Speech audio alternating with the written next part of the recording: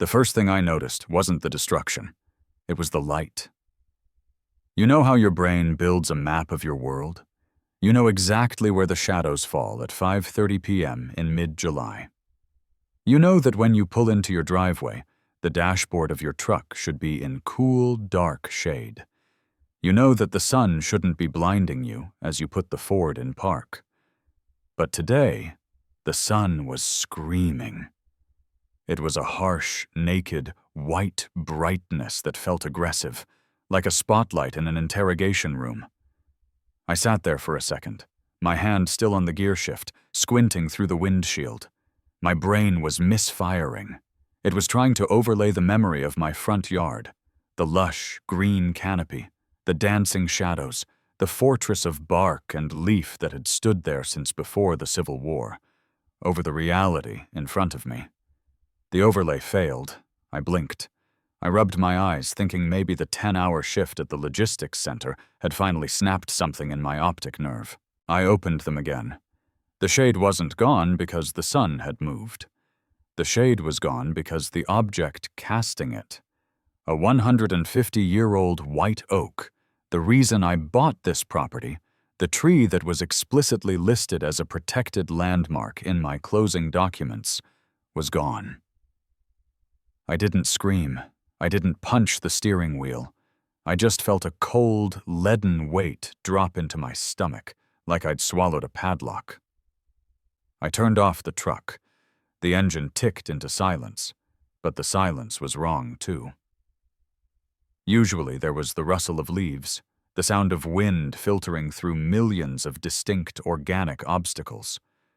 Now there was just the flat, dead silence of an open plain. I opened the door and stepped out. Crunch. My work boot didn't hit concrete. It hit a layer of soft, yellow powder. I looked down. My driveway, usually a pristine slab of gray concrete that I power washed twice a year, was coated in 2 inches of fresh sawdust. It looked like it had snowed in a wood shop. It was everywhere. It was in the bed of my truck.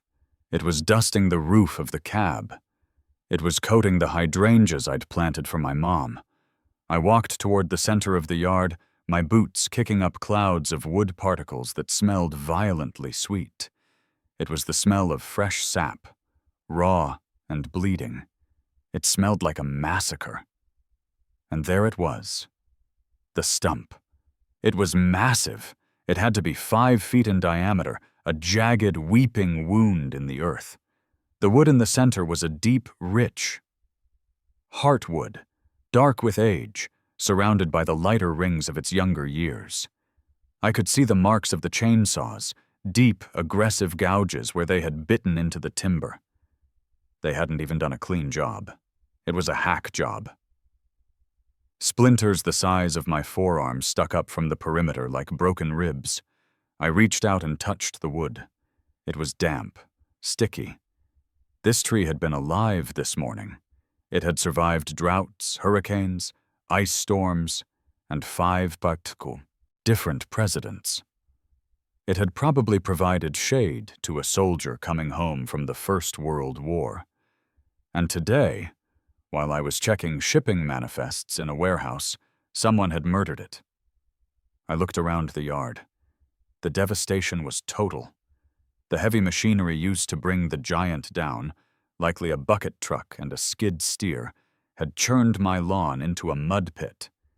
Deep tire tracks crisscrossed the grass, tearing up the sod and leaving ruts that were filling with muddy water. My azaleas were flattened, crushed under the weight of falling limbs or careless tires. The fence on the west side was leaning precariously, a massive dent in the top rail where a branch had clearly swung wide and smashed it. "What the hell?" I whispered. My voice sounded thin in the open air. I walked to the front door. There was something bright orange stuck to the wood, right at eye level. It wasn't a police citation. It wasn't a note from a utility company. It was a sticker, a custom-printed neon, orange sticker with the logo of the Cypress Creek Homeowners Association at the top. I peeled it off. It left a sticky residue on my mahogany finish. Notice of abatement completed. Date, July 14th. Time, 10:30 a.m. Authority, Board of Directors, President. Brenda H. Violation, Section 4.2.1. Obstruction of neighborhood aesthetics and excessive debris, leaf litter, failure to maintain curb appeal. Action taken, removal of non-compliant vegetation authorized by Board President. Note, you will be billed for the removal services. Invoice to follow. I read it twice. Then I read it a third time. Non-compliant vegetation. They called 150-year-old white oak vegetation. They called the centerpiece of the entire block leaf litter. I looked at the signature. Brenda H. Of course. Brenda. The woman who measured grass height with a ruler she kept in her purse. The woman who had once fined me $50 because my trash can was visible from the street at 6:05 p.m. on a Tuesday when the cutoff for retrieval was 6:15 p.m. I folded the sticker and put it in my pocket. I took a deep breath, trying to steady the tremor in my hands. It wasn't fear. It was pure, unadulterated adrenaline. I felt like I could bench press my truck. Jack? The voice came from the sidewalk. I turned. It was Miller, my neighbor from across the street. Miller was 72, a retired, distinct welder who walked with a cane and usually spent his afternoons sitting on his porch watching the world go by. Today, he looked pale. He was standing on the sidewalk, refusing to step onto my property, as if the destruction was contagious. "Hey, Miller," I said. My voice was surprisingly steady. "Did you see this?" Miller shook his head, his eyes wide behind his trifocals. He pointed a shaking finger at the stump. "I tried to stop him, Jack. I swear to God. I came out here as soon as I heard the saws firing up." I walked over to the property line, stepping over a crushed remnants of a bird feeder. "Who was it, Miller? Who cut it down?" "Some guys in a beat-up flatbed," Miller said, leaning on his cane. "Didn't have no logos on the truck. Just a white F-350 with a rusted liftgate. They pulled up around 9. Brenda was with them." "Brenda was here?"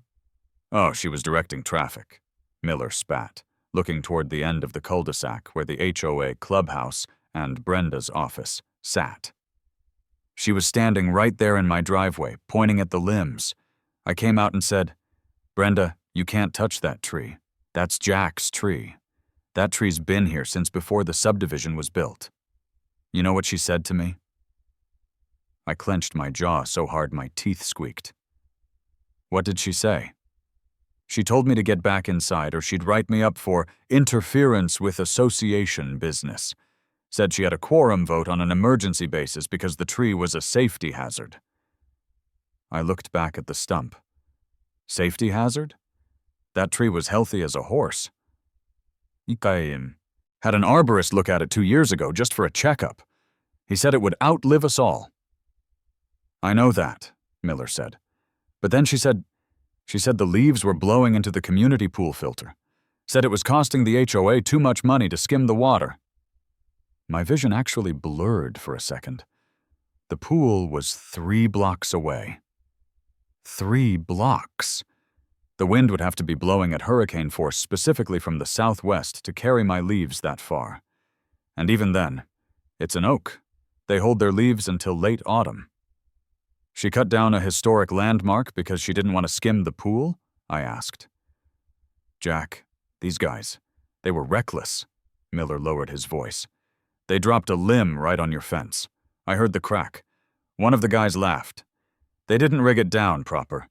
They just felled it. It shook my house when the main trunk hit. I thought it was an earthquake." "Did you see a permit?" I asked. "Did they have a yellow sheet posted?" The Miller shook his head. "No permit, no safety cones, no police detail to block the street. Just 3 guys in t-shirts and Brenda with a clipboard. I looked at the sawdust covering my truck. This wasn't just an HOA overstepping. This was criminal. This was destruction of property on a massive scale. "Thanks, Miller," I said. "I really appreciate you trying to step in." "What are you gonna do?" Miller asked, looking at the stump with genuine sadness. "You can't glue it back on." "No," I said, pulling my phone out of my pocket. "I can't glue it back on." I unlocked my screen and opened the camera app. "But I can make sure Brenda never holds a clipboard again." I started taking pictures. I took a picture of the sticker.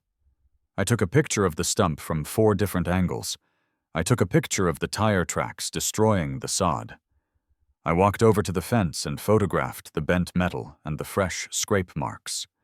I took a picture of the sawdust on my truck, making sure to get the license plate in the frame to prove it was my vehicle. Then I walked over to the stump and placed my hand on it for scale. I snapped a photo. I stood there for a moment, the smell of the sap overwhelming. I remembered when I bought the house. The realtor had said, "The house is a fixer-upper, Jack, but you're buying the tree. That oak adds 20 grand to the curb appeal alone." 20 grand. That was 5 years ago. I did a mental calculation. I worked in logistics. I knew about replacement costs. To replace a sapling was $50. To replace a mature tree? You couldn't. Not really. But if you had to price it out, the cost of sourcing a tree of similar caliper, the heavy equipment to transport it, the cranes to lift it over the house, the road closures, the guarantee. We weren't talking 20 grand. We were talking astronomical numbers. And Brenda had done it because of leaves. I dialed 911. 911, what is your emergency? I'd like to report a crime in progress, I said, my voice calm, cold, and detached. Is anyone in immediate danger, sir? No, I said, but there has been a felony-level destruction of property at my residence. I need an officer. And you might want to tell them to bring a camera. Sir, is this a civil dispute? The dispatcher asked. I could hear the hesitation. Ma'am, someone entered my property while I was at work and destroyed an asset worth more than my car. If someone smashed my truck with a sledgehammer, you'd send a car. This is worse. There was a pause. Officer Martinez is in the area. I'll send him over. I hung up. I didn't go inside to change. I didn't get a glass of water. I stood on the porch, covered in the dust of my own property, and waited for the police. While I waited, I pulled up the HOA bylaws on my phone. I had them saved as a PDF. I knew exactly where to look. Article 5, Section 3, Landscape Restrictions. The association may require maintenance of lawns and shrubs to ensure neighborhood standards. I scrolled down. However, no tree exceeding 6 inches in diameter at breast height may be removed without a certified arborist's report declaring it diseased or dangerous and a majority vote of the homeowners during a stated meeting. There had been no meeting. There was no arborist report. I scrolled to the grandfather clause, the appendix added when the neighborhood was expanded in the 90s. Native hardwoods located on lots 12 through 18 are designated as heritage assets and are exempt from height and canopy restrictions to preserve the historical character of the land. I was lot 14. Brenda hadn't just broken the law. She had violated her own holy scripture. A squad car turned the corner, rolling slow. It wasn't rushing. No lights, no siren. It pulled up to the curb, crunching over the sawdust that had drifted into the street. Officer Martinez, a guy I'd seen around town, young, looking a bit bored, stepped out. He adjusted his belt and looked at the stump, then at me. He walked up the driveway, his boots leaving clean impressions in the yellow dust. You the homeowner? Martinez asked, hooking his thumbs into his vest. "I am," I said. "Jack Reynolds." "Dispatcher said you reported a felony?" He looked around, skepticism written all over his face. "Looks like you had some landscaping done, Mr. Reynolds." "I didn't have anything done," I said. "I came home to this." Martinez sighed. "Okay, so you hired a guy. He did a bad job? That's a civil matter, sir. You take him to small claims." "I didn't hire anyone," I cut in. "The HOA did this. The HOA president, specifically. Without my permission. Without a permit. While I was at work." Martinez paused. He looked at the stump again. He kicked it lightly with the toe of his boot. "The HOA? They usually stick to measuring grass, don't they?" "Usually," I said. "Officer, I want to file a report for criminal trespass and criminal mischief in the first degree." Martinez chuckled nervously. "First degree? Sir, look, I get it. It sucks. It's a nice tree. But criminal mischief first degree is for damages over 2,500. This is, well, it's firewood now." I walked over to the stump. I looked Martinez in the eye. "Officer, this is a Quercus alba, a white oak. It was roughly 150 years old. Do you know what the replacement value of a tree this size is?" Martinez shrugged. $500? "Try $50,000, I said. "Minimum. And that's before we talk about the fence they crushed, the sod they ruined, and the cleanup cost." Martinez's eyebrows shot up. "50,000? For a tree?" "It's a capital asset," I said, channeling every bit of contract knowledge I had. "And in this state, willful destruction of timber carries treble damages. That means triple. We are standing at the scene of a 6-figure crime." Martinez looked at the stump. He looked at the massive pile of sawdust. He looked at the crushed fence. The boredom vanished from his face. He pulled out his notepad. "You said the HOA president did this?" "Brenda," I said, pointing down the street. "She's in the clubhouse right now, probably celebrating." Martinez clicked his pen. "Okay, let's get the details down. Then I think you and I need to go pay Brenda a visit." I smiled. It wasn't a nice smile. "I was hoping you'd say that. Let me just grab the violation sticker she left on my door as a receipt." As I walked back to the house to grab my ID, I felt the vibration of my phone in my pocket. I checked it. It was a notification from my doorbell camera. "Movement detected. 10:30 a.m. I tapped the video. On the small screen, I watched in high definition. I saw the white truck pull up. I saw 3 guys jump out with chainsaws. And there, waddling into the frame, wearing a floral blouse and holding a clipboard like a shield, was Brenda. I turned the volume up. "Cut it flush to the ground!" Brenda's voice screeched through the phone's speaker. Tinny, but unmistakable. "I want it gone before he gets home! And make sure you mulch the flower beds with the chips. It'll save us money." I saved the video. I emailed it to myself. I uploaded it to the cloud. "Officer Martinez," I called out, holding up the phone. "I've got the confession right here." Martinez looked up from his notepad. "She admitted it?" "She ordered it," I said. "On video, with a timestamp." Martinez shook his head. "All right then. Let's go see what Brenda has to say for herself." We walked down the street together, the cop and the homeowner, leaving the sawdust-covered crime scene behind us. The sun was still too bright, and the heat was oppressive without the shade. But I didn't feel the heat anymore. I felt cold. I felt the kind of cold that freezes water in the cracks of a rock until the rock splits in 2.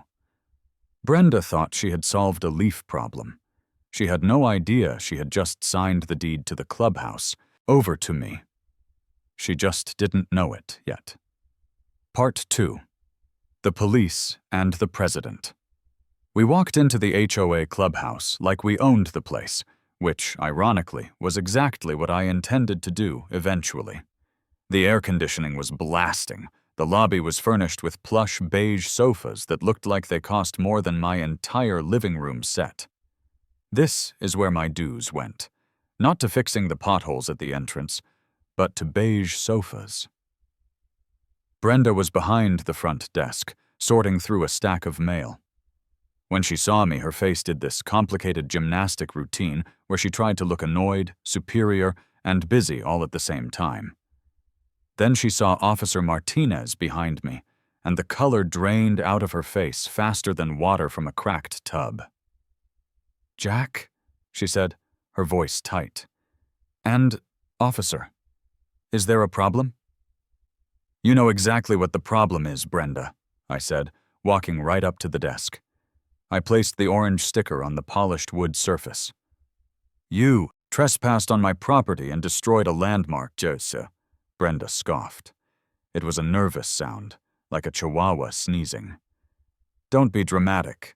The board authorized the removal of a nuisance. We have the authority under the bylaws to maintain curb appeal." "Which section?" I asked.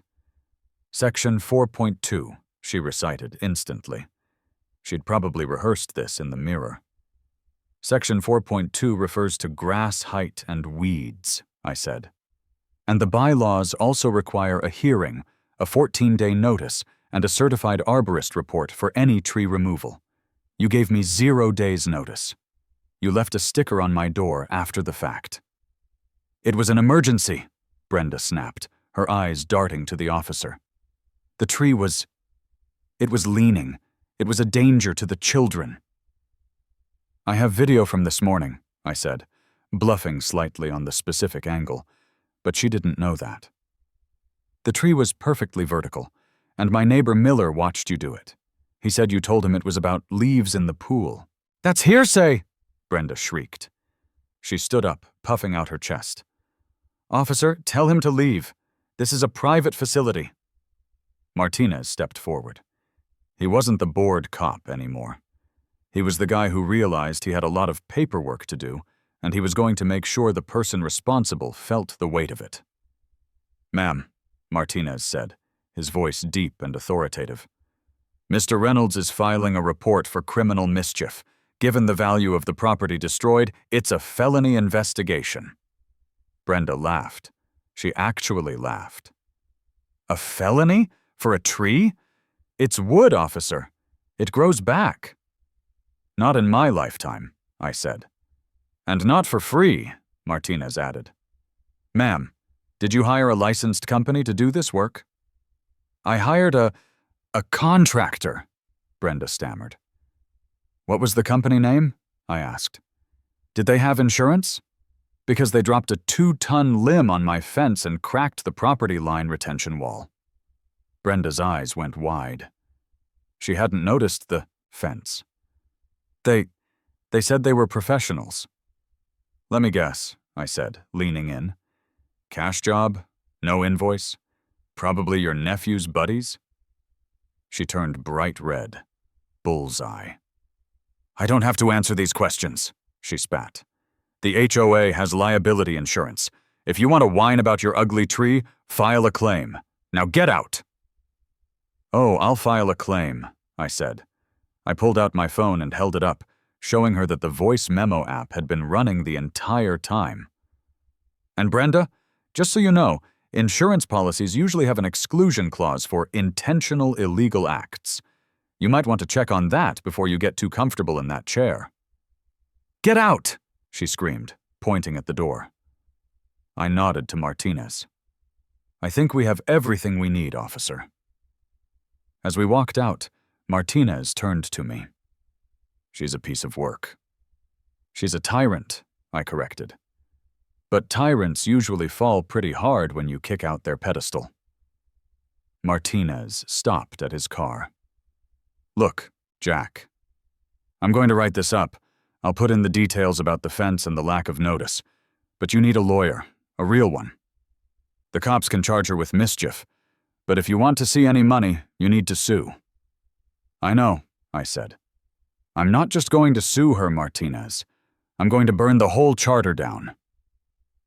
Martinez smirked and handed me a card with the case number. "Good luck. Let me know if you need the body cam footage." I watched him drive away. Then I looked back at the clubhouse. Brenda was watching me through the blinds. I gave her a little wave. I went home and sat on my porch steps. The sun was setting, and for the first time in 10 years, the sun was hitting my face directly at 7:00 p.m. It was hot. It was blinding. I picked up my phone and searched for best property litigation attorney in the state. I scrolled past the ambulance chasers. I scrolled past the family law firms. I found a guy named Harrison "The Hammer" Wells. His website looked like it was designed in 1999. Just walls of text about property rights, easements, and timber law. There was a blog post on the front page titled, "Why Cutting Down Your Neighbor's Tree is the Most Expensive Mistake You'll Ever Make." I hit the call button. "Wells Law," a gravelly voice answered. "Mr. Wells?" "Speaking. Make it quick. I'm billing by the minute." My HOA president trespassed on my land and cut down a 150-year-old white oak while I was at work. She admitted it was for aesthetics. I have it on video. I have the stump. I have the lack of permit. There was a silence on the other end. A long, heavy silence. Then I heard the sound of a chair creaking, as if he was leaning back. "Son?" Wells said, his voice dropping an octave, sounding almost tender. "Don't you touch a single splinter of that sawdust. I can be there in an hour. And bring a bottle of scotch. We have a lot of math to do." Harrison Wells arrived in a car that fit his voice, a 1988 Lincoln Town Car that looked like a hearse for mafia dons. It was black, pristine, and took up 2 parking spots on the street. He stepped out, and I realized the Hammer was an apt nickname. He was short, maybe 5'7", but he was built like a fire hydrant. He wore a suit that was expensive but ill-fitting, straining at the shoulders, and he carried a briefcase that looked like it had been through a war zone. He didn't shake my hand. He walked past me, straight to the stump, and stared at it for a full minute. "Mother of God," he whispered. It wasn't a prayer. It was an appreciation of the carnage. He turned to me, his eyes gleaming behind thick wire-rimmed glasses. "You said she admitted it?" "On video," I said. "And to the neighbor." "And no permit?" "None. And she's the HOA president?" "Dictator for life, basically." Wells smiled. It was a terrifying expression. It showed too many teeth. "Jack, go get that scotch. I need to make a phone call to Dr. Aris. We're going to need a forensic autopsy on this thing." Dr. Aris arrived the next morning at 7:00 a.m. If Wells was a bulldog, Aris was a greyhound. Tall, thin, vibrating with nervous energy, wearing a vest with more pockets than a fishing store. He didn't look at me. He looked at the stump. "Oh, the humanity," Aris muttered, dropping to his knees in the sawdust. He pulled out a magnifying glass. "Look at the cambium layer. Look at the jagged tearing. This wasn't a cut. It was a bludgeoning." For the next 3 hours, my front yard became a crime scene.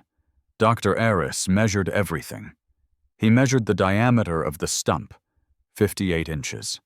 He measured the spread of the roots. He took soil samples. He used a drone to fly up and photograph the gap in the canopy where the tree used to be. He found the crushed remains of the bird feeder and bagged it like evidence. Wells sat on my porch, drinking coffee, watching Aris work like a proud father watching his son play baseball.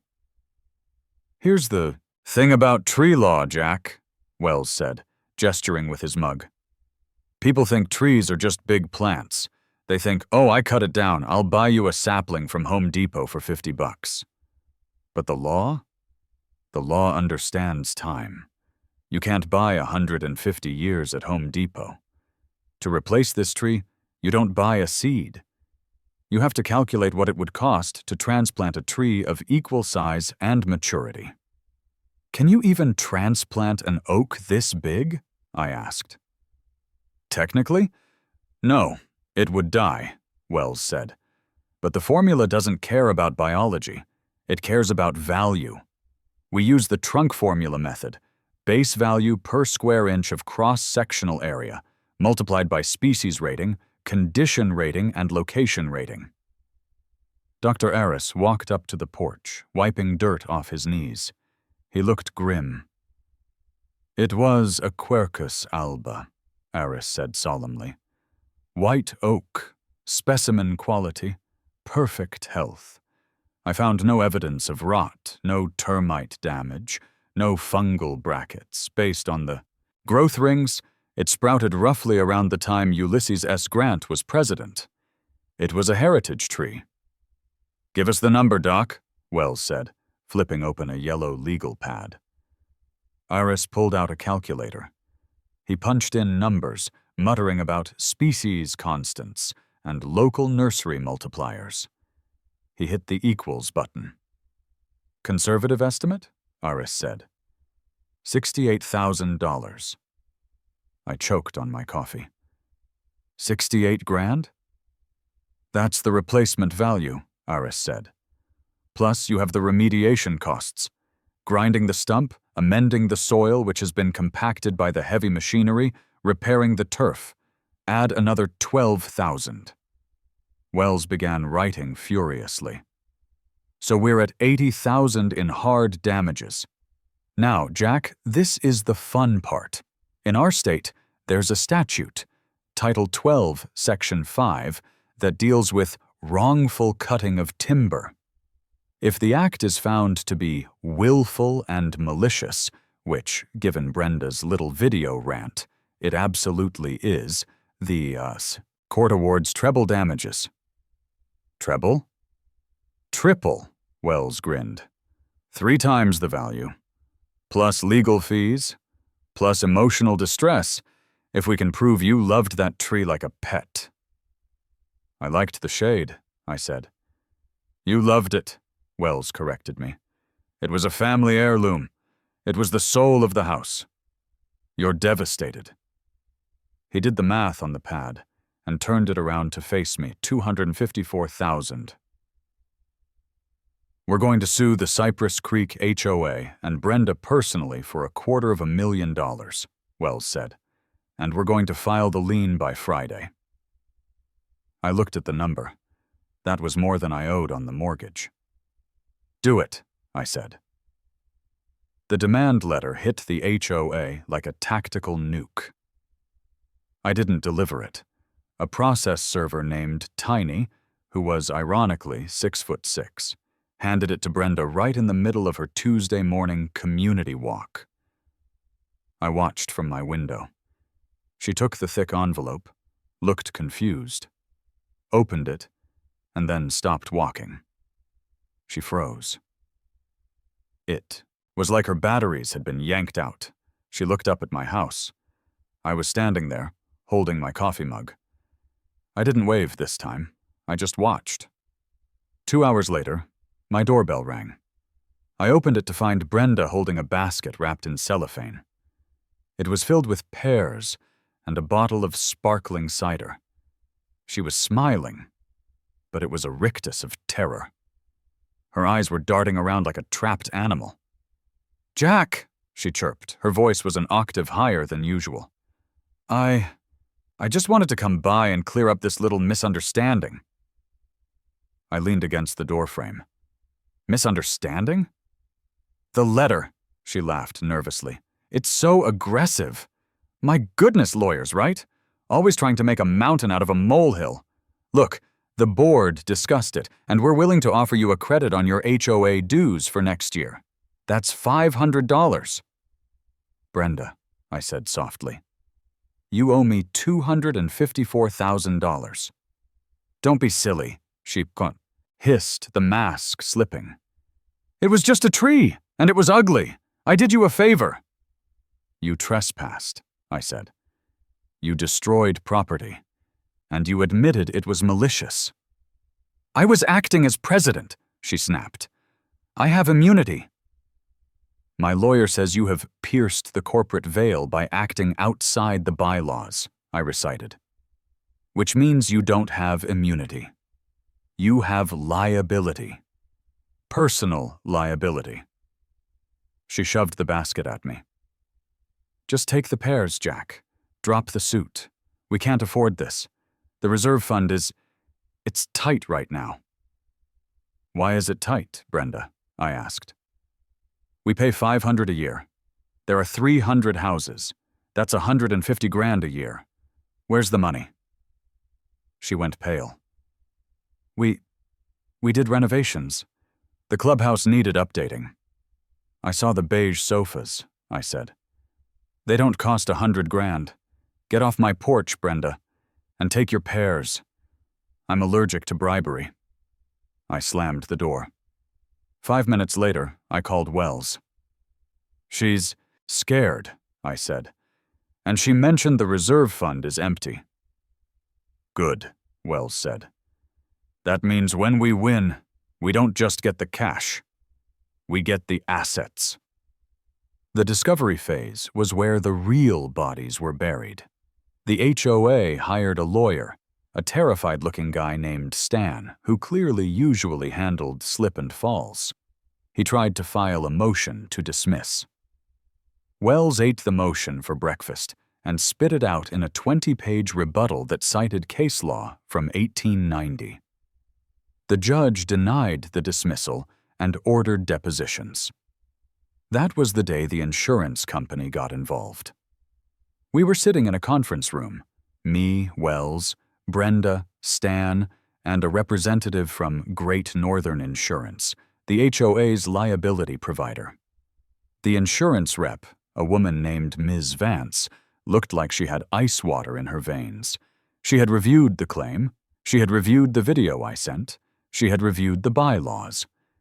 Mr. Stan, Ms. Vance said, sliding a letter across the table, Great Northern is denying coverage for this claim. The room went silent. Brenda looked like she was going to vomit. What? Stan squeaked. We have a $2 million liability policy. Your policy covers negligence, Ms. Vance said calmly. It covers accidents. It explicitly excludes, in bold text on page 14, intentional illegal acts, malicious destruction of property, and actions taken by board members outside of their official scope of authority. She turned to Brenda.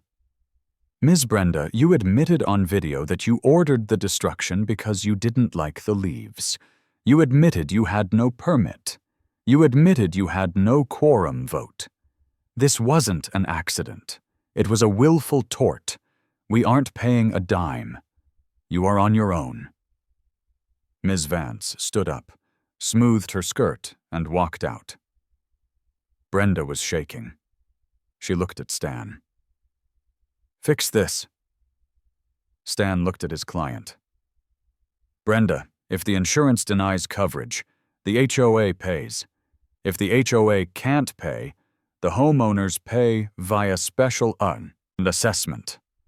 Or you pay. I can't pay $250,000, Brenda screamed. Then you shouldn't have cut down the tree, Wells said. He didn't even look up from his notes. Now, let's get you sworn in. I have questions about the contractor. The deposition lasted 6 hours. It was a bloodbath. Under oath, Brenda fell apart. Wells was surgical. Who was the contractor, Brenda? It was Green Thumb Landscaping. We checked the state registry, Wells said. There is no Green Thumb Landscaping, but your nephew Kyle has a pickup truck and a chainsaw. Did you pay Kyle? I paid him for his time. Did you pay him from the HOA account? Yes. Did you get an invoice? No. Did you file a 1099 form for tax purposes? No. So, Wells leaned in. You embezzled HOA funds to pay an unlicensed relative to commit a felony on private property. Is that a fair summary? Brenda started crying.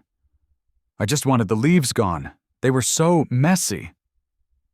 And the reserve fund, Wells continued, relentless. We requested the bank statements. Why are there withdrawals for consulting fees made out to Brenda's Interior Design LLC? Stan, the HOA lawyer, put his face in his hands. Object to the form, he mumbled, but he knew it was over. Brenda had been treating the HOA bank account like her personal piggy bank. She had drained the reserves to buy furniture for the clubhouse, paying herself a consulting fee to pick it out. By the time we left the conference room, Brenda was a sobbing mess. Stan was looking for the exit, and Wells was whistling a jaunty tune. Jack, Wells said as we walked to his car, we aren't just going to win. We are going to own them. The verdict was a summary judgment. The judge, an older man who mentioned in his opening remarks that he was a member of the Sierra Club, looked at the photos of the stump. He looked at the arborist report. He listened to the recording of Brenda screaming about mulching my flower beds. He didn't even let it go to trial. The court finds for the plaintiff, the judge banged his gavel. The defendant's actions were willful, malicious, and devoid of any legal authority. Treble damages are awarded pursuant to state code. Judgment is entered against the Cypress Creek HOA and Brenda H., jointly and severally in the amount of $210,000 for the tree, plus $45,000 in legal fees and remediation costs. $255,000. The gavel bang sounded better than any song I'd ever heard. But getting a judgment is one thing. Collecting it is another. A week later, the HOA held an emergency meeting. The neighborhood was in an uproar. News of the judgment had leaked. People were furious, not at me, but at Brenda. They were facing a special assessment of nearly $1,000 per household to pay for Brenda's mistake. But Wells had a better idea. We don't want to make the neighbors pay, Wells told me. That makes you the villain. We want the assets. What assets? I asked. The bank account is empty. The land, Wells said. The common areas. The clubhouse. We executed a levy on the property. The sheriff went out and tagged the assets. The lawn mowers, the pool furniture, and the deed to the clubhouse itself. The sheriff's sale was held on the steps of the county courthouse. It was a rainy Tuesday. Brenda was there, looking like she hadn't slept in a week. She was trying to rally the other board members to pool their money to save the clubhouse, but they had all resigned in disgrace. Opening bid, the auctioneer shouted. $10,000. I bid the judgment, Wells said, raising a paddle. That's the beauty of it. I didn't have to pay cash. I had a credit slip worth $255,000. I could bid up to that amount using the debt they owed me. $10,000 going once, the auctioneer said. Brenda screamed. Someone bid, please, you can't let him take it. Silence. No one in the neighborhood wanted to buy a clubhouse with a leaky roof and a history of embezzlement. Going twice. Brenda looked at me. Her eyes were pleading. Jack, please, it's the heart of the community. No, Brenda, I said. The tree was the heart. This is just a building. Sold! The gavel hit. I owned it. I owned the clubhouse. I owned the pool. I owned the little office where Brenda had sat for 10 years, measuring grass with a ruler. I walked over to Brenda. She was slumped against a pillar, weeping. You have 24 hours to remove your personal effects from the office, I said. After that, I'm changing the locks. You can't do this, she sobbed. I can, I said. Section 4.2 of the new ownership rules, no trespassing. The next day, I hired a locksmith. We drilled out the core of the front door. I walked into the lobby. It smelled like stale coffee and potpourri.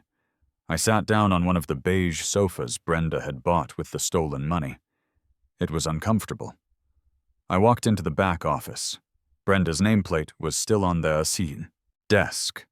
President Brenda. I swept it into the trash can. I sat in her chair. It swiveled nicely. I looked out the window. From this angle, I could see down the street. I could see my house. I could see the massive gap in the skyline where the oak used to be. It still hurt. The money didn't bring the tree back. Nothing would bring the tree back. But as I watched, a truck pulled up to my house.